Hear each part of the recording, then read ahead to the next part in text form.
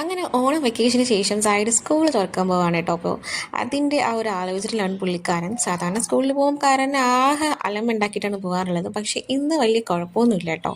അമ്മ ഇവിടെ സെല്ലോ ടേപ്പൊക്കെ എങ്ങനെയെങ്കിലും ഒന്ന് ഇളക്കാൻ നോക്കാൻ കേട്ടോ, ഒരു ഗിഫ്റ്റ് പാക്ക് ചെയ്യാൻ വേണ്ടിയിട്ടാണ്. അപ്പോൾ ഇന്ന് വീട്ടിൽ വാങ്ങിയ ഫിഷ് ആവോലിയാണ്.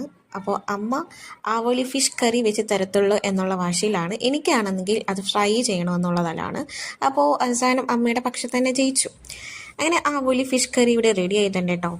അപ്പോൾ ഞാൻ കണ്ടപ്പോൾ ഭയങ്കരമായിട്ടൊക്കെ പ്രതീക്ഷിച്ചു. നമ്മൾ സത്യം ഉള്ളതുപോലെ പറയണം എന്നാണല്ലോ.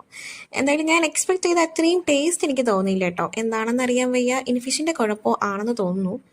പക്ഷേ കറിക്ക് കുഴപ്പമൊന്നും തോന്നില്ല. പക്ഷേ ഫിഷിൽ തിന്നുമ്പോൾ ആ ഒരു ടേസ്റ്റ് എനിക്ക് കിട്ടിയില്ല. അപ്പോൾ ഇതേ കഴിച്ചുകൊണ്ടിരുന്നപ്പോൾ സായി എത്തിയിട്ടുണ്ട്. അപ്പോൾ സായി എനിക്കൊരു ചോക്കോബാറുമായിട്ടാണ് വന്നത്. അപ്പോൾ ഇനി ഫസ്റ്റ് ടൈമാണ് ചോക്കോബാറും ചോറും കൂടെ ഞാൻ ഒന്ന് ട്രൈ ചെയ്യാമെന്ന് വെച്ചത്.